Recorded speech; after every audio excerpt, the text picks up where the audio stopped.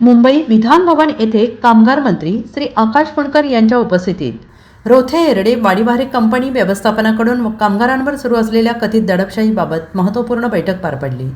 या बैठकीत 3 जून 2026 रोजी कामगार मंत्री श्री आकाश फुंडकर, आमदार श्री हिरामन खोसकर, कंपनी व्यवस्थापन आणि युनियन पदाधिकाऱ्यांमध्ये झालेल्या ऑनलाईन बैठकीतील निर्णयाच्या अंमलबजावणीचा मुद्दा उपस्थित करण्यात आला।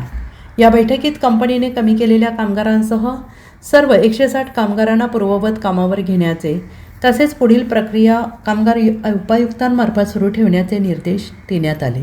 मात्र या निर्णयाची अंमलबजावणी करण्याऐवजी रोथे एरडे व्यवस्थापनाने निर्णयाकडे दुर्लक्ष केल्याचा आरोप करण्यात आला आहे।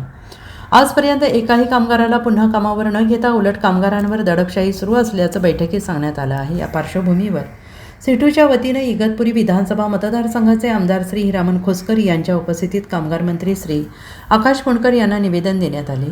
कमी करण्यात आलेल्या कामगारांना तातडीनं पूर्ववत कामावर घेऊन न्याय द्यावा तसेच व्यवस्थापनाविरोधात योग्य ती कारवाई करावी अशी मागणी यावेळी करण्यात आली।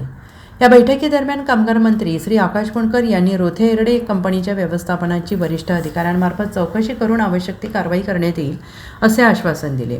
आणि या बैठकीला सिटूचे जिल्हा सरचिटणीस कॉम्रेड देविदास आडोळे, भाजप जिल्हाध्यक्ष श्री सुनील बच्छाव, सामाजिक कार्यकर्ते श्री तुकाराम वारघडे, श्री सागर नाठे, रोथे कामगार कॉम्रेड आकाश राजोळे, कॉम्रेड सागर गुळवे, कॉम्रेड थोरात तसेच कामगार कुटुंबीय महिला उपस्थित होत्या।